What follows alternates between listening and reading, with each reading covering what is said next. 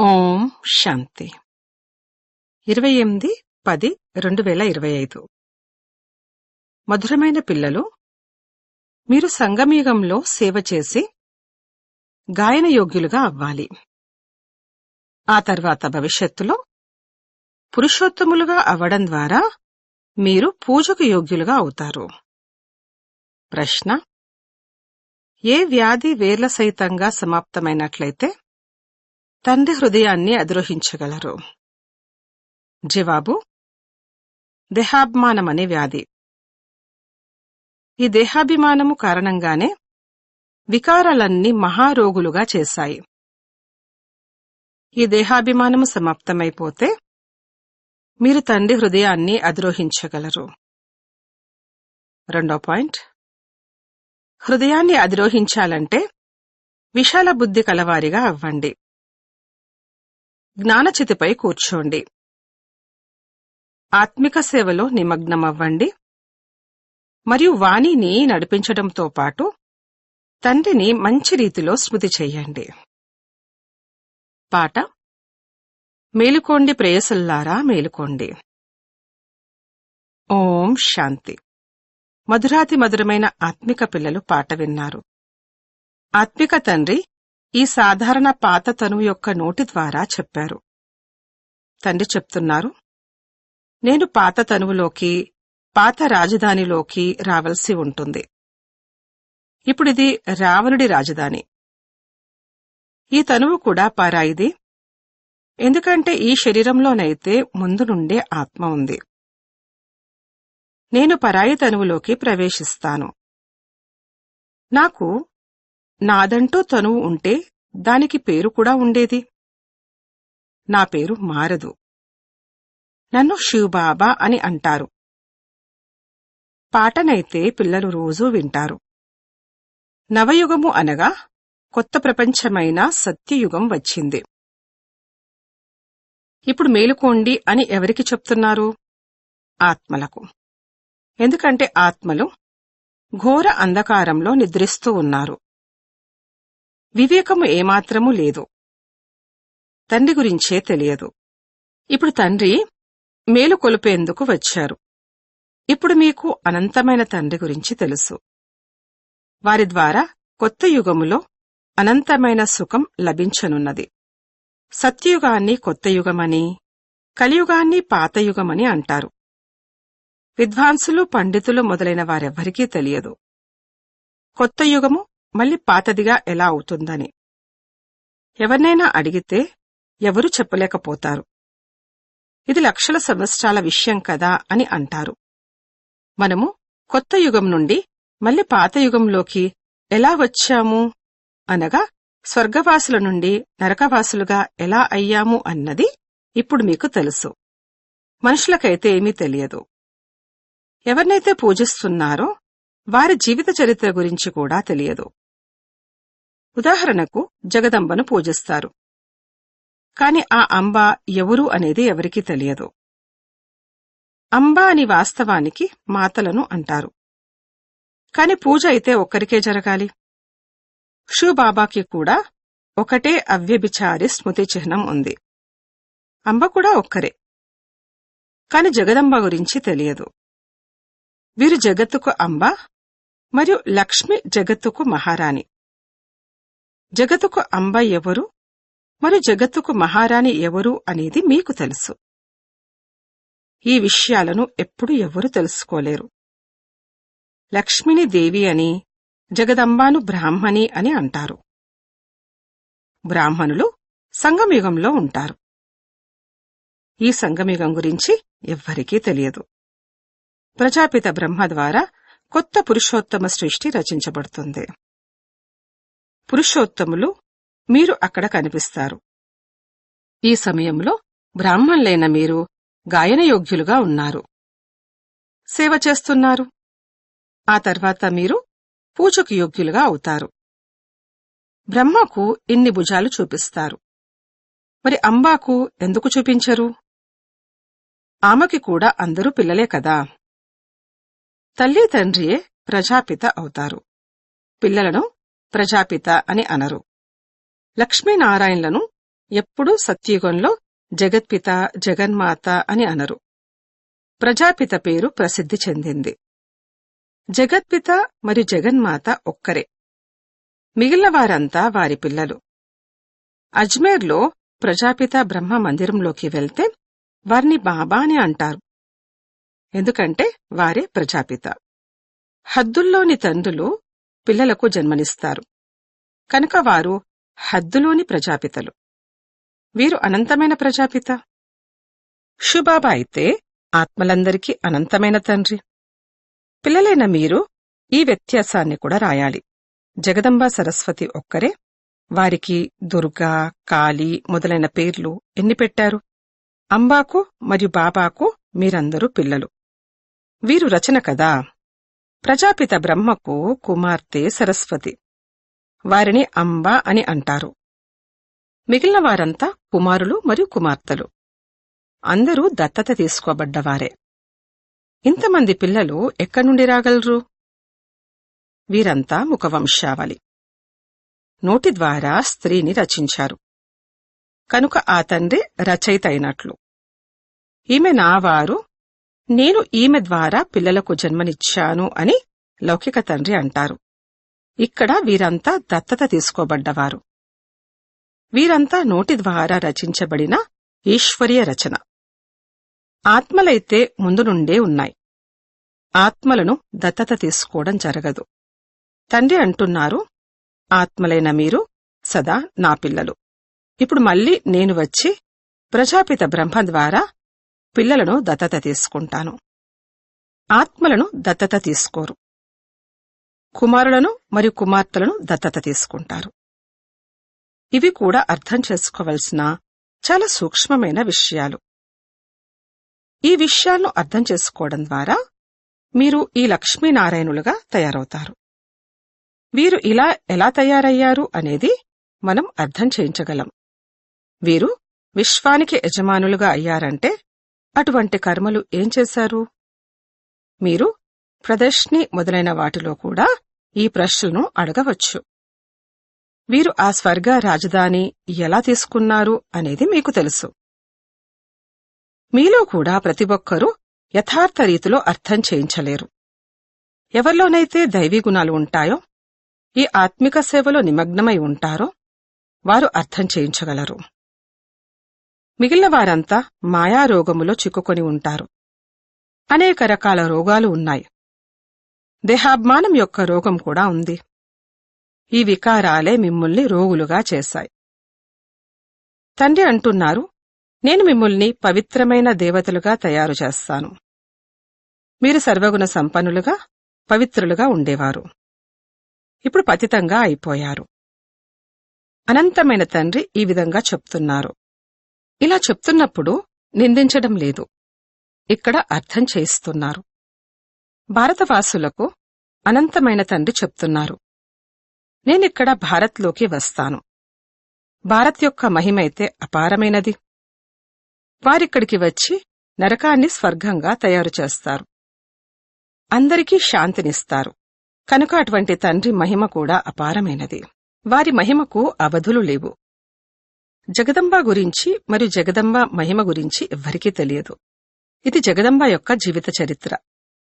ఇది లక్ష్మి యొక్క జీవిత చరిత్ర అని వీరిరువురికి మధ్యన ఉన్న వ్యత్యాసాన్ని కూడా మీరు తెలియచేయవచ్చు. ఆ జగదంబాయే తర్వాత లక్ష్మిగా అవుతారు. మళ్లీ లక్ష్మియే 84 జన్మల తర్వాత జగదంబాగా అవుతారు. చిత్రాలను కూడా వేర్వేరుగా ఉంచాలి. లక్ష్మికి కలశము లభించినట్లుగా చూపిస్తారు. కాని లక్ష్మి సంగమయుగంలోకి ఎక్కడ్నుండి వచ్చారు? వారు సత్యుగంలో ఉండేవారు. ఈ విషయాలన్నింటినీ తండ్రి అర్థం చేయిస్తున్నారు. చిత్రాలు తయారు చేసేందుకు ఎవరైతే నిమిత్తమో వారు విచారసాగరమంతనం చెయ్యాలి. అప్పుడు అర్థం చేయించడం సహజమవుతుంది. ఇంతటి విశాల బుద్ధి ఉండాలి. అప్పుడే హృదయాన్ని అధిరోహించగలరు. బాబాను మంచి రీతిలో స్మృతి చేసినప్పుడు, జ్ఞానచితపై కూర్చున్నప్పుడు హృదయాన్ని అధిరోహించగలరు. అంతేకాని ఎవరైతే వాణిని చాలా బాగా నడిపిస్తారో వారు హృదయాన్ని అధిరోహించగలరని కాదు. అలా కాదు. తండ్రి చెప్తున్నారు, నెంబర్వారు పురుషార్థమనుసారంగా ఎప్పుడైతే దేహాభిమానం సమాప్తమవుతుందో అప్పుడు అంతిమములో హృదయాన్ని అధిరోహించగలరు. తండ్రి అర్థం చేయించారు, బ్రహ్మజ్ఞానులు బ్రహ్మములో లీనమయ్యేందుకు కృషి చేస్తారు. కాని అలా ఎవ్వరూ లీనమవ్వలేరు. కాని కృషి చేస్తారు. ఉత్తమ పదవిని పొందుతారు. ప్లాటినంతో తూకం వేసేటువంటి మహాత్ములుగా అవుతారు. ఎందుకంటే వారు బ్రహ్మంలో లీనమయ్యే కృషినైతే చేస్తున్నారు కదా. ఆ కృషికి కూడా ఫలం లభిస్తుంది. కాని ముక్తి జీవన్ముక్తులు లభించవు. ఇప్పుడు ఈ పాత ప్రపంచం ఇక వెళ్ళిపోయినట్లే అని పిల్లలైన మీకు తెలుసు. ఇన్ని బాంబులు తయారు చేశారు.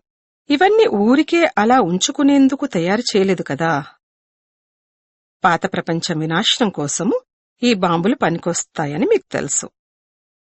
అనేక రకాల బాంబులు ఉన్నాయి. తండ్రి జ్ఞానయోగాలను నేర్పిస్తారు. ఆ తర్వాత రాజరాజేశ్వరులుగా, డబుల్ కిరీటధారులైన దేవీదేవతలుగా అవుతారు. ఉన్నత పదవి ఏది? బ్రాహ్మణులు పిలక రూపంలో పైన ఉన్నారు. పిలక అన్నిటికన్నా పైన ఉంటుంది. ఇప్పుడు పిల్లలైన మిమ్మల్ని పతితం నుంచి పావనంగా తయారు చేసేందుకు తండ్రి వచ్చారు. తర్వాత మీరు కూడా పతిత పావనిగా అవుతారు. ఈ నష ఉందా? మనము అందరినీ పావనంగా తయారు చేసి రాజరాజేశ్వరులుగా తయారు చేస్తున్నామా?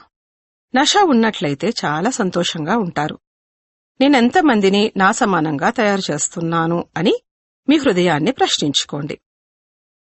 ప్రజాపిత బ్రహ్మ మరియు జగదంబ ఇరువురూ ఒకేలా ఉన్నారు. బ్రాహ్మణులను రచిస్తారు. శూద్రుల నుండి బ్రాహ్మణులుగా తయారయ్యే యుక్తిని తండ్రే తెలియచేస్తారు. ఇది శాస్త్రాల్లో ఏమీ లేదు. వాస్తవానికి ఇది గీతాయుగము. మహాభారత యుద్ధం కూడా తప్పకుండా జరిగింది. రాజయోగాన్ని ఒక్కరికే నేర్పించి ఉంటారా? కాని మనుషుల బుద్ధిలో అర్జునుడు మరియు కృష్ణుడు మాత్రమే ఉన్నారు. ఇక్కడైతే అనేక మంది చదువుకుంటున్నారు. ఎంత సాధారణ రీతిలో కూర్చుని ఉన్నారో చూడండి.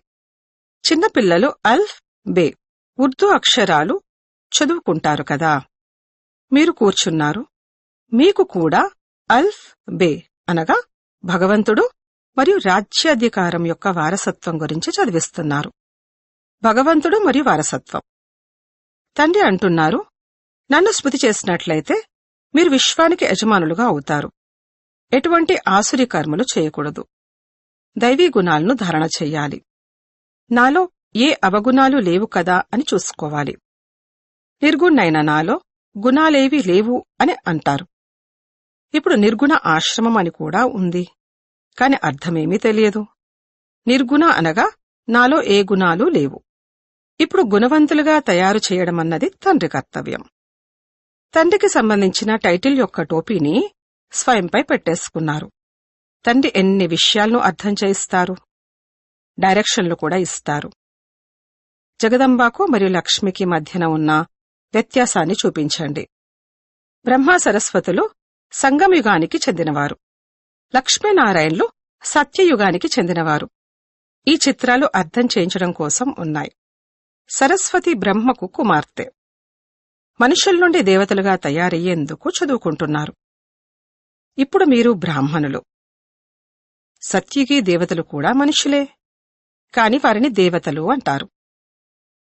వారిని మనుషులు అని అంటే వారిని అవమానించినట్లు అవుతుంది. అందుకే వారిని దేవీదేవతలు లేక భగవాన్ భగవతి అని అంటారు.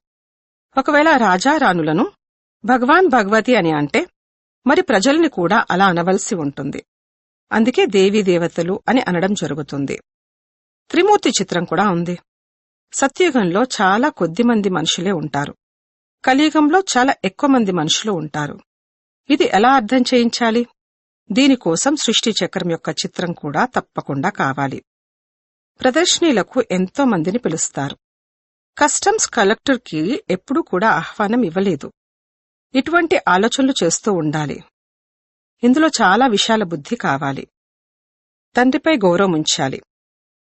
హుస్సేన్ గుర్రాన్ని ఎంతగా అలంకరిస్తారు? గుర్రంపై కప్పే వస్త్రము ఎంత చిన్నదిగా ఉంటుంది? గుర్రం ఎంత పెద్దదిగా ఉంటుంది? ఆత్మ కూడా ఎంత చిన్నదిగా బిందువుగా ఉంది. దాని అలంకరణ ఎంత పెద్దది! ఇది అకాలమూర్తి యొక్క సింహాసనం కదా. సర్వవ్యాపి అన్న విషయాన్ని కూడా గీత నుండి తీసుకున్నారు. తండ్రి అంటున్నారు, నేను ఆత్మలకు రాజయోగాన్ని నేర్పిస్తాను, కావున సర్వవ్యాపి ఎలా అవుతాను? తండ్రి, టీచర్, గురువు సర్వవ్యాపి ఎలా అవుతారు? తండ్రి అంటున్నారు, నేనైతే మీకు తండ్రిని, అలాగే జ్ఞానసాగరుణ్ణి.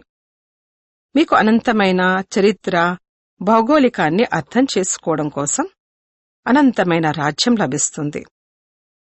దైవీ గుణాల్ని కూడా ధారణ చెయ్యాలి. మాయ ఒక్కసారిగా ముక్కు పట్టుకుంటుంది. అప్పుడు నడవడిక అశుద్ధంగా అయిపోతుంది. ఇటువంటి పొరపాట్లు జరిగిపోతాయి. మేము నల్లముఖం చేసుకున్నాము అని రాస్తారు. ఇక్కడైతే పవిత్రత నేర్పించడం జరుగుతుంది. అయినా ఒకవేళ ఎవరైనా పడిపోతే అందులో తండ్రి ఏం చేయగలరు? ఇంట్లో పిల్లలెవరైనా అశుద్ధంగా అయితే, నల్లముఖం చేసుకుంటే, నీవు మరణించి ఉంటే మంచిదని తండ్రి అంటారు. అనంతమైన తండ్రికి డ్రామా గురించి తెలుసు. అయినా కాని వారు కూడా ఇలా అంటారు కదా, మీరు ఇతరులకు శిక్షణనిచ్చి స్వయం పడిపోతే 1000 రెట్ల పాపం వస్తుంది. మాయ చెంపదెబ్బ వేసిందని అంటారు. మాయ ఎలా దెబ్బ వేస్తుందంటే ఒక్కసారిగా తెలివినే మాయం చేసేస్తుంది. తండ్రి అర్థం చేయిస్తూ ఉంటారు. కళ్ళు చాలా మోసం చేస్తాయి. ఎప్పుడు కూడా ఎటువంటి వికర్మలు చేయకూడదు. తుఫాన్లైతే ఎన్నో వస్తాయి. ఎందుకంటే మీరు యుద్ధ మైదానంలో ఉన్నారు కదా. ఏం జరుగుతుందో కూడా తెలియదు. మాయ వెంటనే చెంపదెబ్బ వేస్తుంది. ఇప్పుడు మీరు ఎంత తెలివైన వారిగా అవుతున్నారు? ఆత్మయే తెలివైందిగా అవుతుంది కదా. ఆత్మే తెలివిహీనంగా ఉండేది. ఇప్పుడు తండ్రి తెలివైన వారిగా తయారు చేస్తున్నారు. చాలామంది దేహాభిమానంలో ఉన్నారు. నేనొక ఆత్మను అని అర్థం చేసుకోరు. తండ్రి ఆత్మలైన మనల్ని చదివిస్తున్నారు. ఆత్మనైన నేను ఈ చెవుల ద్వారా వింటున్నాను. ఇప్పుడు తండ్రి చెప్తున్నారు, వికారాలకు సంబంధించిన విషయాలేవి ఈ చెవులతో వినకండి. తండ్రి మిమ్మల్ని విశ్వానికి యజమానులుగా తయారు చేస్తున్నారు. గమ్యం చాలా గొప్పది. మృత్యువు సమీపంగా వచ్చినప్పుడు మీకు భయం అనిపిస్తుంది. మనుషులు మరణించే సమయంలో కూడా మిత్ర సంబంధికులు మొదలైనవారు భగవంతుని స్మృతి చెయ్యండి లేదా మీ గురువుని మొదలైన వారిని స్మృతి చెయ్యండి అని చెప్తారు కదా. దేహదారులను స్మృతి చెయ్యడం నేర్పిస్తారు. తండ్రి చెప్తున్నారు, నన్నొక్కర్నే స్మృతి చెయ్యండి. ఇది పిల్లలైన మీ బుద్ధిలో మాత్రమే ఉంది. తండ్రి ఆజ్ఞాపిస్తున్నారు, నన్నొక్కర్నే స్మృతి చెయ్యండి. దేహదారులను స్మృతి చేయకూడదు. తల్లిదండ్రులు కూడా దేహదారులే కదా. నేనైతే విచిత్రుణ్ణి, విదేహిని. వీరిలో కూర్చుని మీకు జ్ఞానాన్ని ఇస్తున్నాను. మీరిప్పుడు జ్ఞానయోగాలు నేర్చుకుంటున్నారు. రాజరాజేశ్వరులుగా అయ్యేందుకు మేము జ్ఞానసాగరుడైన తండ్రి ద్వారా జ్ఞానాన్ని నేర్చుకుంటున్నామని మీరు అంటారు. జ్ఞానసాగరుడు జ్ఞానాన్ని కూడా నేర్పిస్తారు. రాజయోగాన్ని కూడా నేర్పిస్తారు. అచ్చా, మధురాతి మధురమైన సికేలదే పిల్లలకు మాతాపిత బాప్దాదాల ప్రియ స్మృతులు మరియు గుడ్ మార్నింగ్. ఆత్మిక పిల్లలకు ఆత్మిక తండ్రి నమస్తే. ధారణ కొరకు ముఖ్య సారము. మొదటి పాయింట్, తెలివైన వారిగా అయి మాయా తుఫాన్లతో ఎప్పుడు ఓడిపోరాదు. కళ్ళు మోసగిస్తాయి. అందుకే స్వయాన్ని సంభాళించుకోవాలి. వికారి విషయాలేవి ఈ చెవులతో వినకూడదు. రెండో పాయింట్, తమ హృదయాన్ని ప్రశ్నించుకోవాలి. నేను ఎంతమందిని నా సమానంగా తయారు చేస్తున్నాను? మాస్టర్ పతిత పావనిగా అయ్యి అందరినీ పావనంగా అనగా రాజరాజేశ్వరులుగా తయారు చేసే సేవ చేస్తున్నానా? నాలో ఏ అవగుణాలు లేవు కదా. దైవీ గుణాలను ఎంతవరకు ధారణ చేశాను? వరదానము, ప్రతి సంకల్పాన్ని మరియు కర్మను శ్రేష్టంగా మరియు సఫలతాపూర్వకంగా తయారు చేసుకునే జ్ఞానస్వరూప వివేకవంతులుగా కండి. ఎవరైతే జ్ఞానస్వరూపులుగా వివేకవంతులుగా అయ్యి ఏ సంకల్పంనైనా లేక కర్మనైనా చేస్తారో వారు సఫలతామూర్తులుగా అవుతారు. దీనికి స్మృతి చిహ్నంగానే భక్తి మార్గంలో కార్యాన్ని ప్రారంభించే సమయంలో స్వస్తికను దిద్దుతారు లేక గణేశుడికి నమస్కరిస్తారు.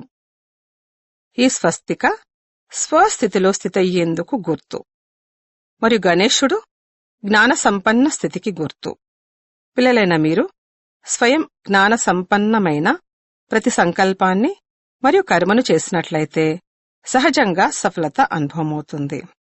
స్లోగన్: బ్రాహ్మణ జీవితపు విశేషత సంతోషం. అందుకే సంతోషాన్ని దానం చేస్తూ ఉండండి. అవ్యక్త సూచనలు: స్వయం కొరకు మరి సర్వుల కొరకు మనసు ద్వారా యోగ శక్తులను ప్రయోగం చెయ్యండి. ఏదైనా సైన్స్ సాధనాన్ని ఉపయోగించేటప్పుడు ముందుగా లైట్ అనగా విద్యుత్ ఉందా లేదా అన్నదాన్ని చెక్ చేస్తారు. అలాగే యోగం యొక్క శక్తులు, గుణాల యొక్క ప్రయోగం జరిగినప్పుడు ముందుగా చెక్ చేసుకోండి. ముఖ్య ఆధారమైన ఆత్మిక శక్తి, పరమాత్మ శక్తి మరియు తేలికైన స్థితి ఉందా? ఒకవేళ స్థితి మరియు స్వరూపం డబల్ లైట్గా ఉన్నట్లయితే ప్రయోగంలో సఫలతను చాలా సహజంగా పొందగలరు. ఓం శాంతి.